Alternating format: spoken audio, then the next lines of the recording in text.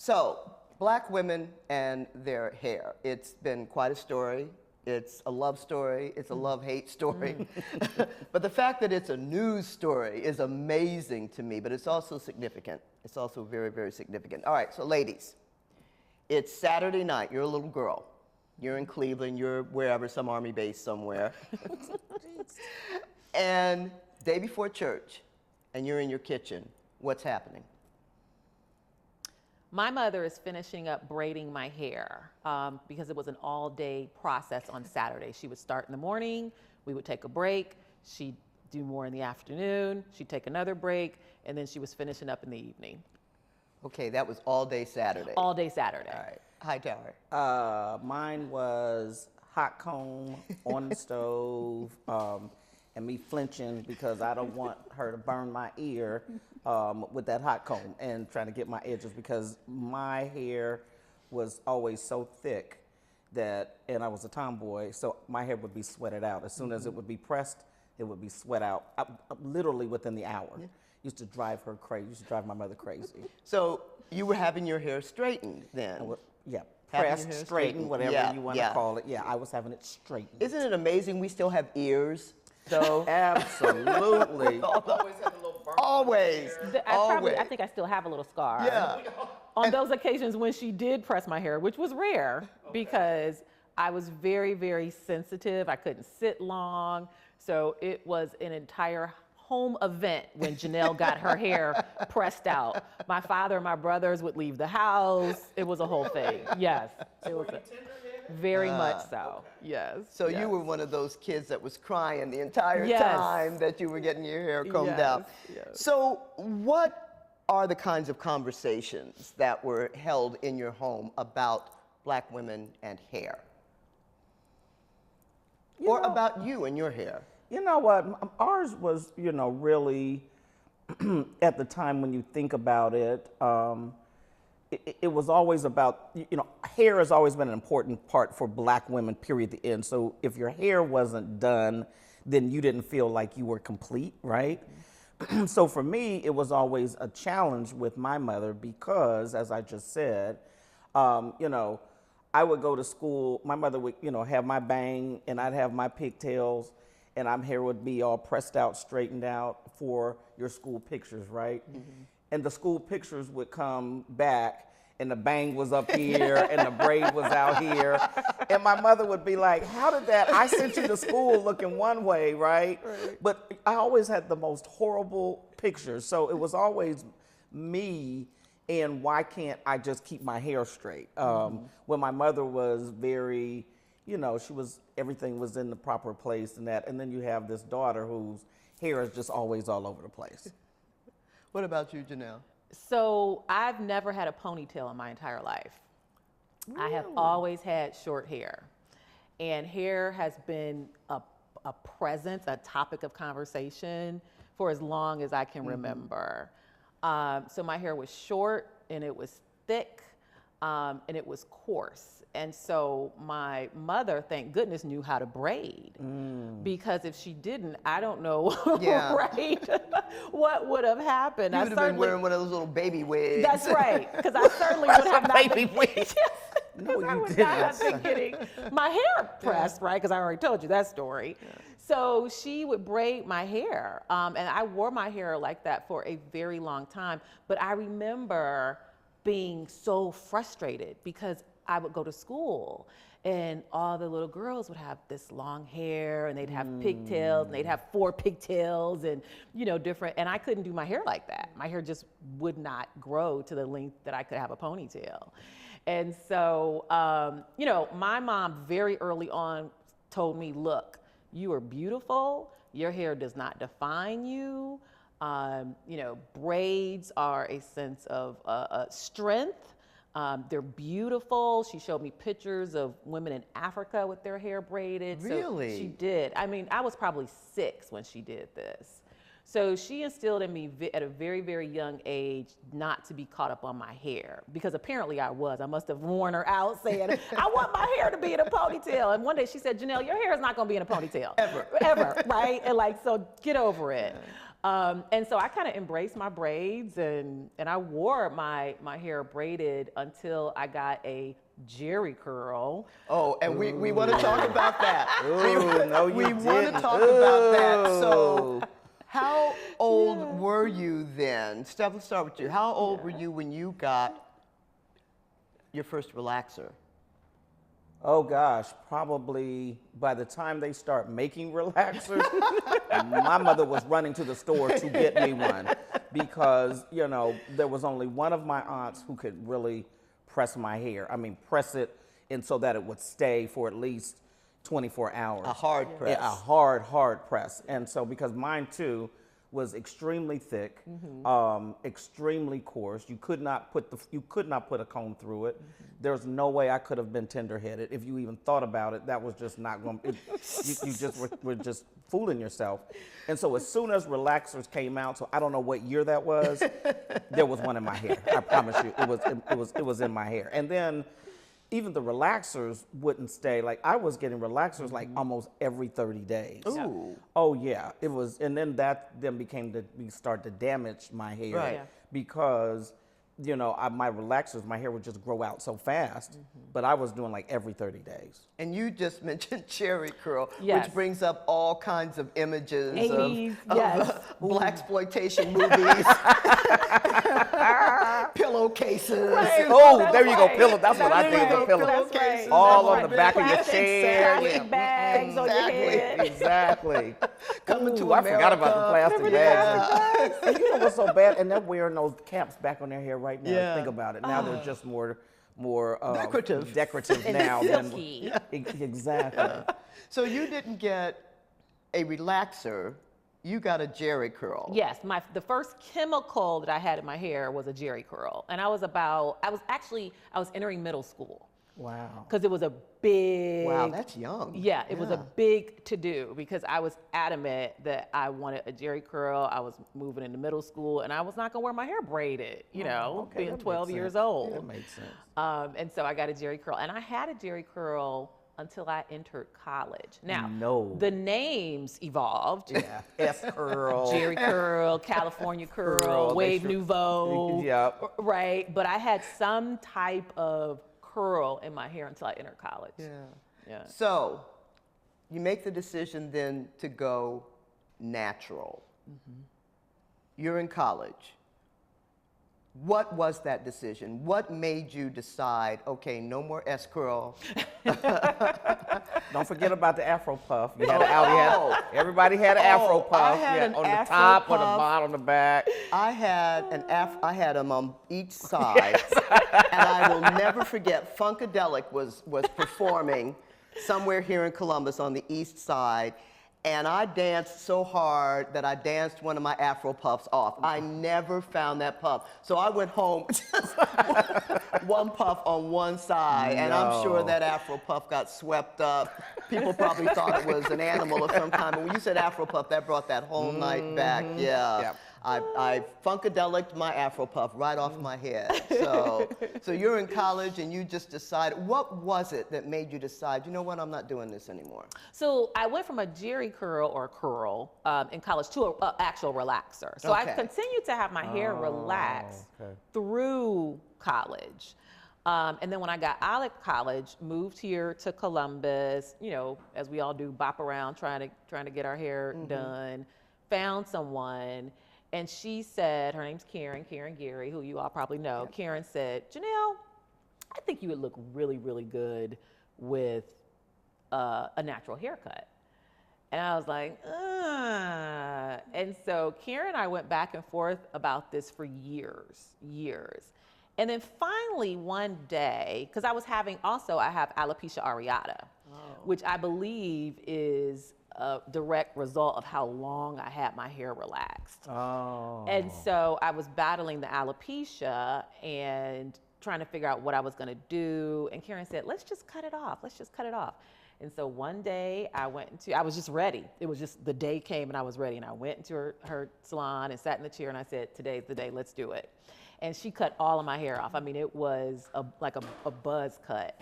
And I absolutely loved it. I loved it. And it's been It's been that Short way and natural ever since. That's right. How hard was it? You said you loved it, but you did not have to go through anything psychologically to adjust to the fact that all your life you'd been battling hair, and now freedom?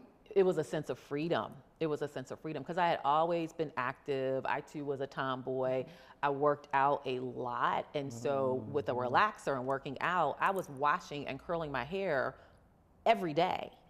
And the amount of time that took was, I can't even, if I had to go back and count the number of hours I spent washing and curling my hair. And then just being in the salon, right? Getting your hair done, getting a relaxer, and so it was just a sense of freedom. And I loved it. I felt confident. I felt like I looked good. I got a lot of compliments. It's funny, the first people that I called out were my brothers because they are brutally honest with me.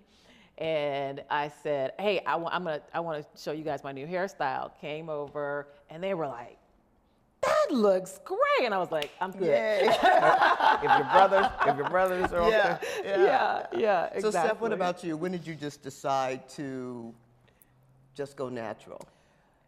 Probably my sophomore year in college. To Janelle's point, being an athlete, you know, we weren't like, you know, my teammates who were from the majority community, you know, go work out, jump in the shower, wash their hair, let it air dry.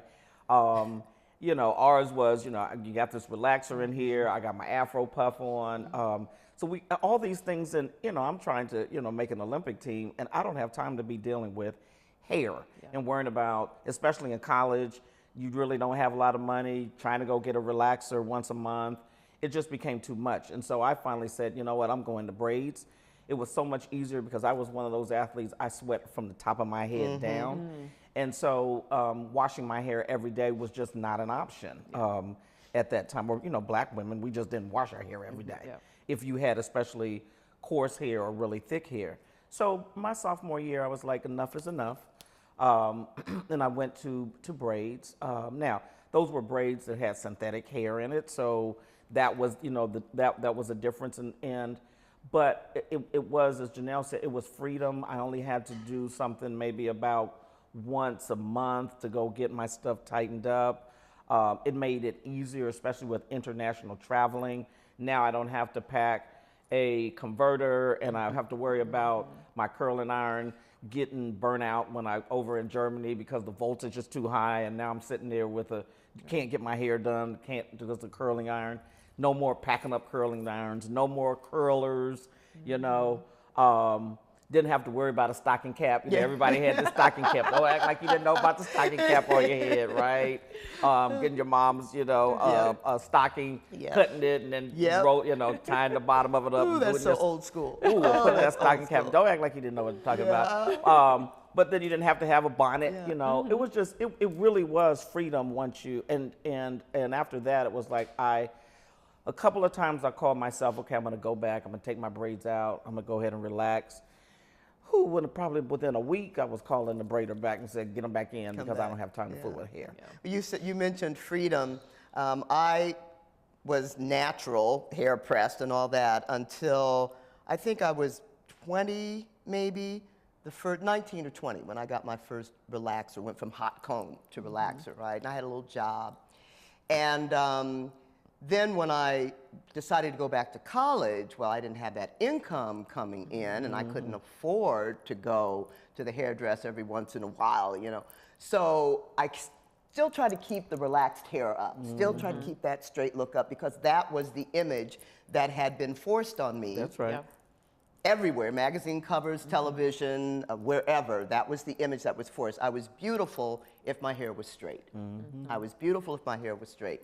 So I'm in college, I can't afford really to upkeep, and you know how expensive upkeep is with relaxed hair. And it was 1976. It was the year of the bicentennial. I had just watched Roots.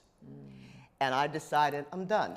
I'm not doing this anymore. Really? So I went to a friend of mine who was a barber right down the street, and I said, cut out my relaxed hair. He said, what? He said, you're not gonna have anything. I said, cut out my relaxed hair. And I had this, we call it a TWA, a teeny weeny afro. And I walked into my grandmother's house, And I said, Nanny, I did this for the bicentennial. This is my declaration of freedom. And my grandmother, who was from the South and believed that a woman's hair is her crowning glory, took one look at me, went upstairs, went to bed. We didn't see her for 3 days. I mean, she was traumatized. Really? She was absolutely traumatized. For me, it was freedom. Yes. It was liberating. Yes. And I mean, my hair was shorter than yours, Janelle. It was short, and I loved it. I would slick it down, and I'm done. I have to see pictures. I haven't seen any of those pictures. There's got to be one somewhere. I think my brother has pictures, Yeah. but it was, for me, it was empowering. It was empowering. But what kinds of issues have you had, especially on the professional level, with your natural hair?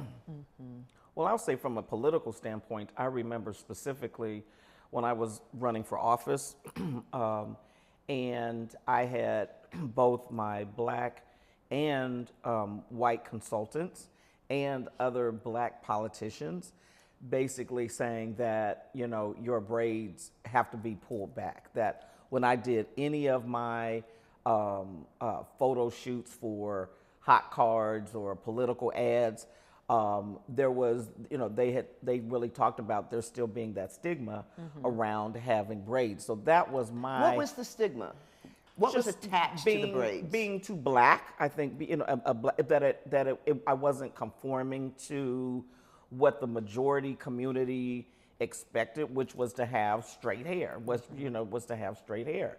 And like I said, it wasn't just the white consultants, but it was also black political figures who they told me too, you've got to pull your hair back. You cannot have braids in your political ads and all of that. So, you know, being black, it was just being too much of a black person or blackness. And, you know, unfortunately, you know, we always look back on, remember when Whoopi Goldberg did her, when she was doing stand-up comedy? Yes. And remember when she did the pillowcase. with With the the shirt. pillowcase on your hair? Yes. And you know, we have to remember, and I grew up in a time where, you know, long hair, straight hair, you know, small lips, point, you know, all of the features that we are so proud of today and we're comfortable with, those were not the features or the representation of what, you know, the overall society felt like that was the norm or that was beautiful. Lena Horne was black beauty. Exactly. But if we were dark skinned or if our hair was nappy or, you know, we had braids in our hair.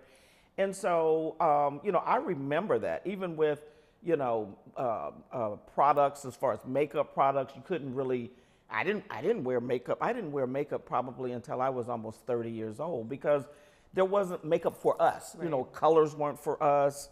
Or when you did see black women with it on, you'd be like, oh my gosh, that's horrible, because it wasn't natural. So with your campaign, though,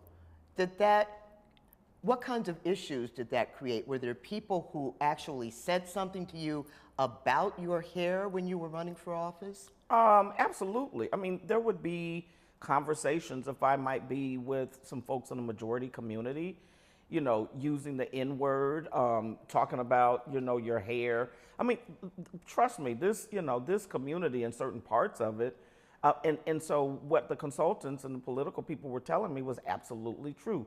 I didn't represent what the norm of what the majority community felt like a black politician needed to look like. And so, you know, with braids coming down and dark, that was almost like I wasn't votable. You shouldn't vote for me just because of my blackness. Janelle, you've been in the, I almost said the top level, but you have been. You've been pretty much top level, both on the nonprofit side and on the corporate side. So has your hair ever been an issue professionally? So it wasn't an issue in that it hindered me from doing something, because by the time I went natural, there was already a movement afoot of black women going natural, right? And eventually wearing your hair curly. But 2006, 2007, a lot of women were wearing their hair natural or beginning to wear their hair natural. But where it came into play mostly was around people's curiosity, right? So I have enough to deal with at work. I'm trying to do my job. I'm trying to be a leader in the community. I'm trying to, help take care of my mom. And you come to the office and people are peppering you with questions about your hair. And it comes from a place of curiosity, but, right, it's one more thing you have to deal with. And so when I shifted, because, right, one day I came to the office, I had straight hair. The next day I came to the office, I did not have straight hair, and I had really, really short hair. And it was natural, it wasn't straight. And so my white colleagues were like, Janelle, that's not who I hired, right? Something's different about you, right? Something's different about you. Did you do something to your hair?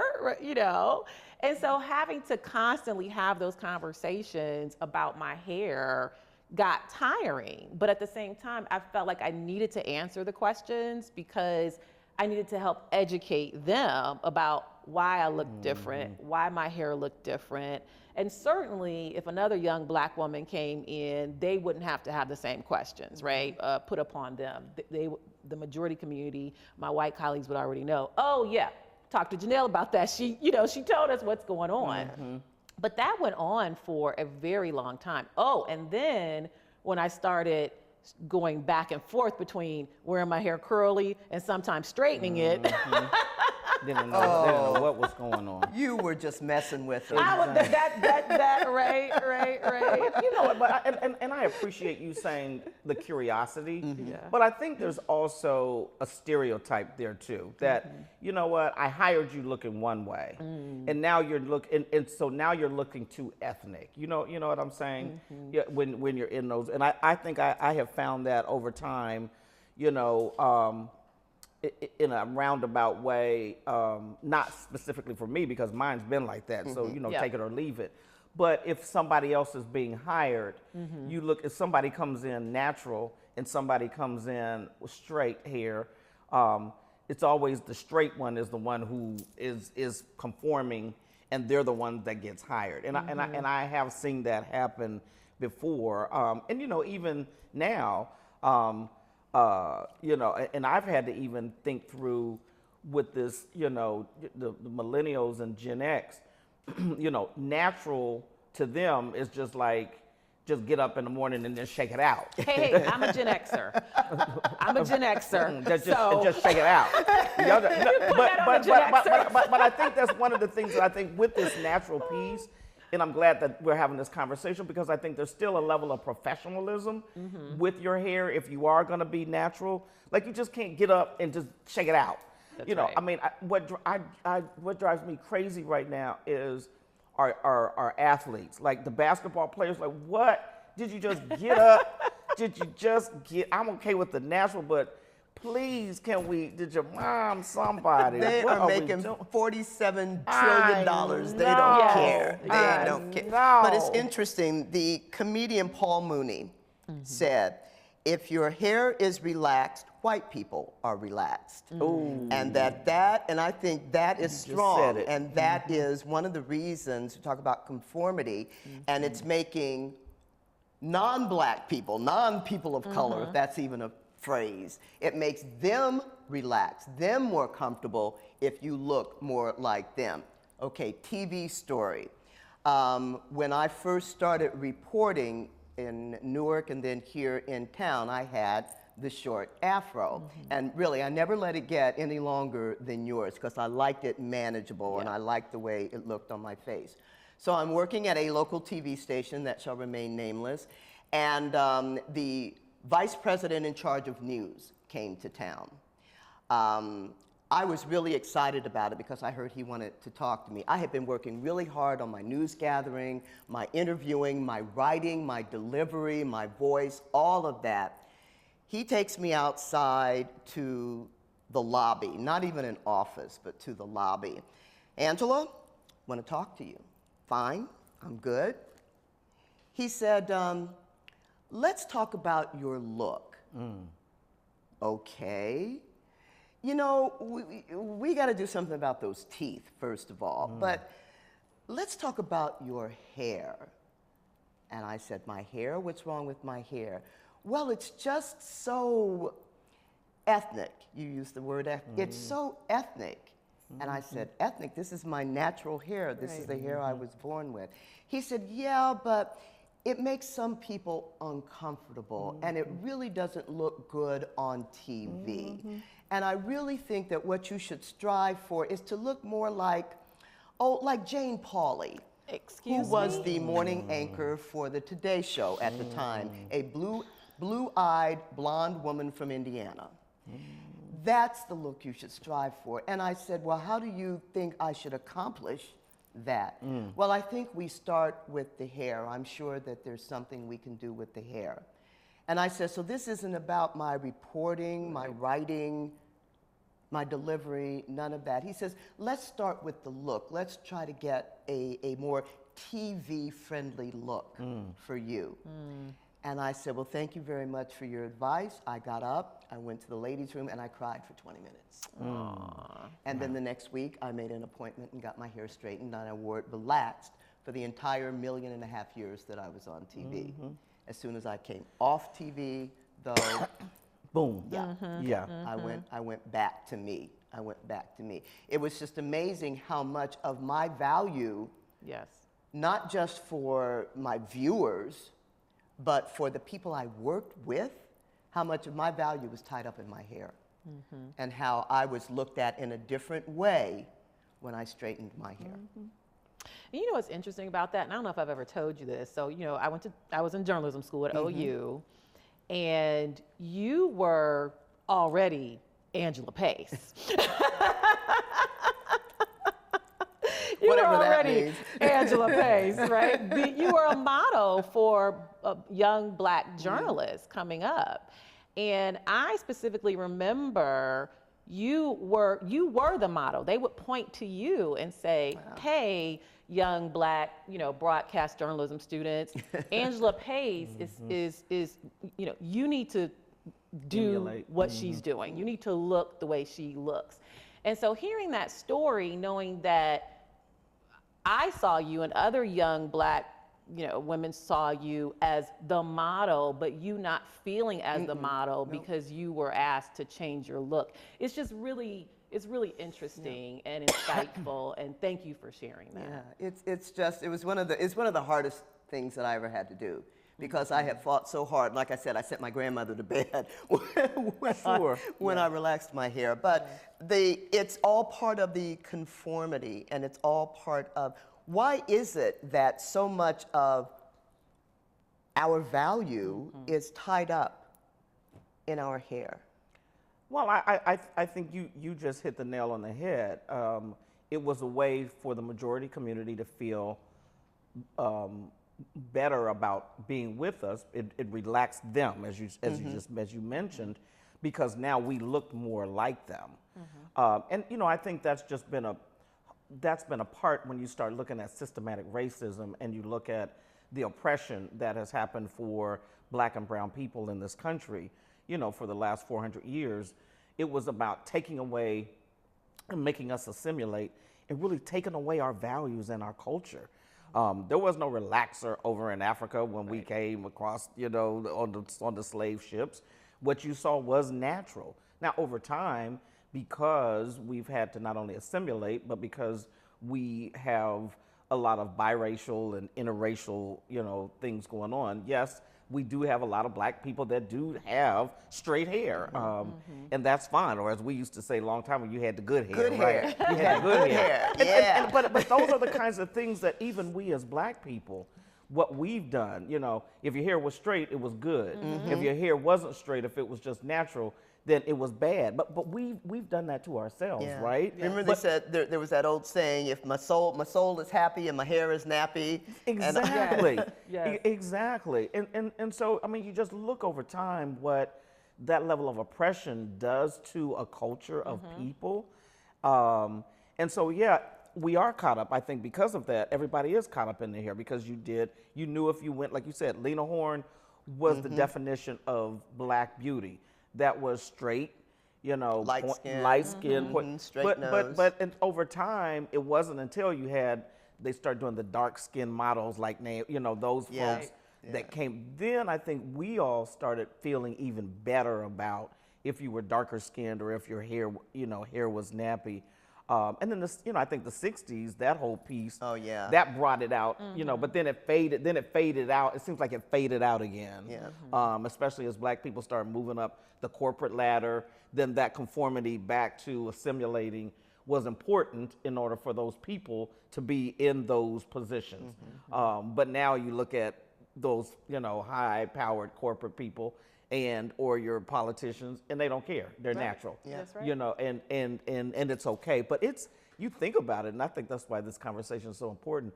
We've really come a long way when you think about how now, the woman who is my braider, she won't even, if you're looking for a relaxer, like she doesn't even fool with people anymore. A lot of these salons now, for black women, they're like, we don't do that. We don't do chemicals.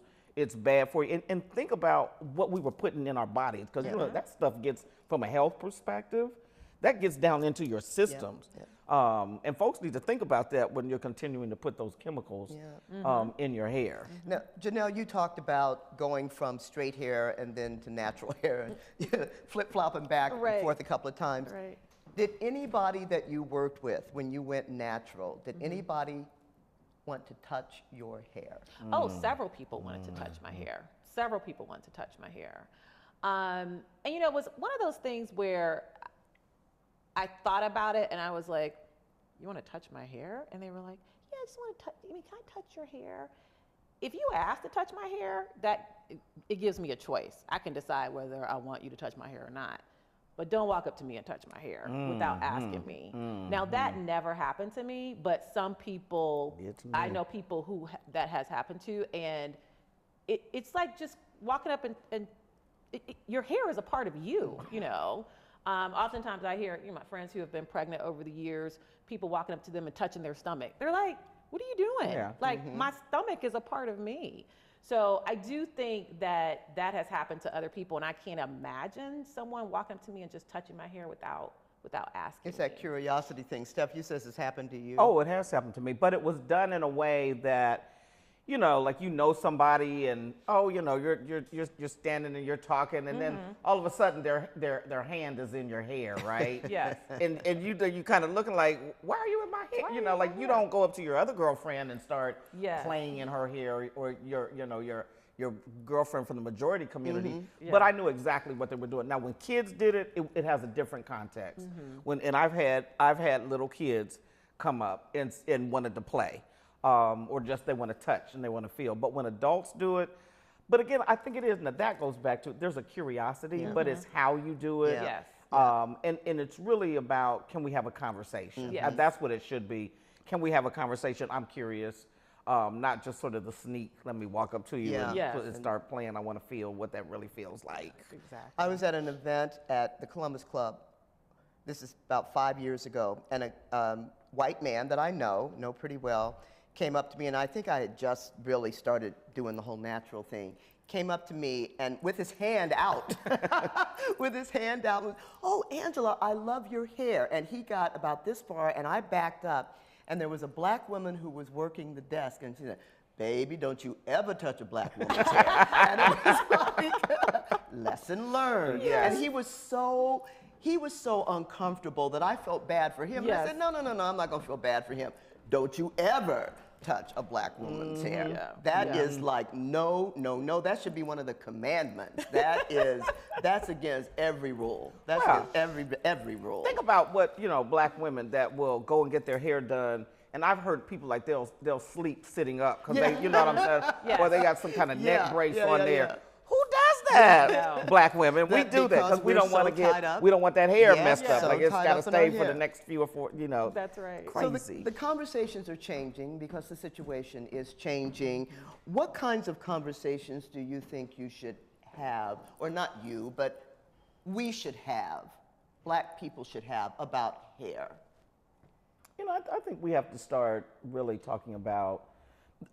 There's a couple of things. This is about mental health. This is a mental health issue.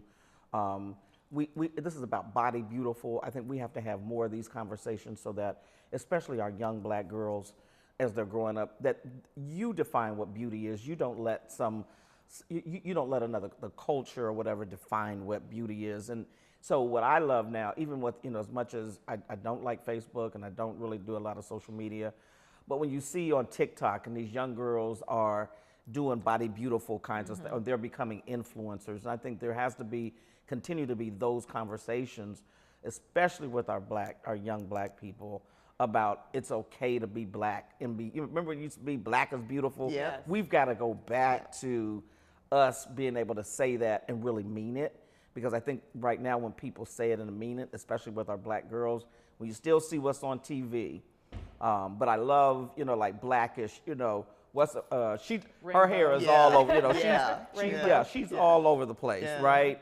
And I think those are the kinds of role models and the kinds of things that we have to continue in our community to talk about and make sure that our young people are just comfortable with who they are and their natural beauty, because they are beautiful. And so, Janelle, what do you think we should be saying to our young sisters? It's a journey. I really think we need to stop judging each other on how we're wearing our hair. I have friends who still have relaxers and they swear by their relaxers.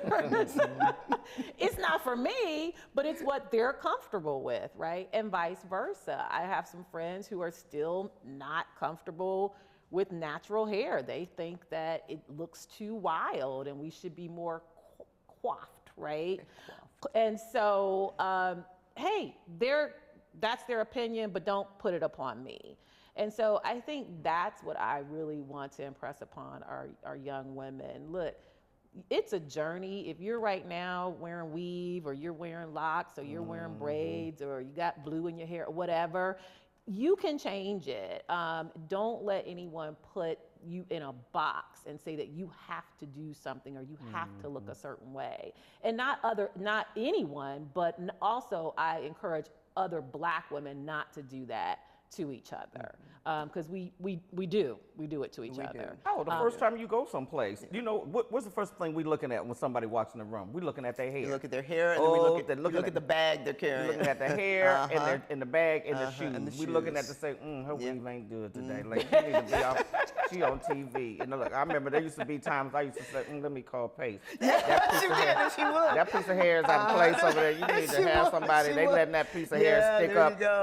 She said, oh, your edges are getting a little nappy. You need to tighten that up a little bit. But we do that about your hair. I mean, it is, that was out of love, though, right? If it's coming from a place of love, right? Because I certainly, don't want, that happening and I'm sitting in front of a camera. If it's coming from a place of love, absolutely. But it needs to come from a place of love, because we're dealing with so much as a people and as a community. And I just think the last thing that we should be doing is giving somebody grief about their hair. Mm-hmm. What would you say to people who are not people of color? What do they need to know about black women and their hair? What do they need to understand? Our hair. What do they need to learn? Our hair is our crown. Mm-hmm. And you wouldn't walk up to the queen and touch her crown. Right? So you should not walk up to a black woman and touch her hair. But our hair is part of our expression of creativity, of our culture, of who we are. It's gonna look different, it's gonna show up different. And if you're curious about it, then ask questions. But don't judge me because of how my hair looks. Judge me on the quality of my work, on what I do to help others in the community, on how am I bringing other people along. Judge me on that. Don't judge me on how my hair looks. Steph? I think she kind of summed it all up. I mean, it's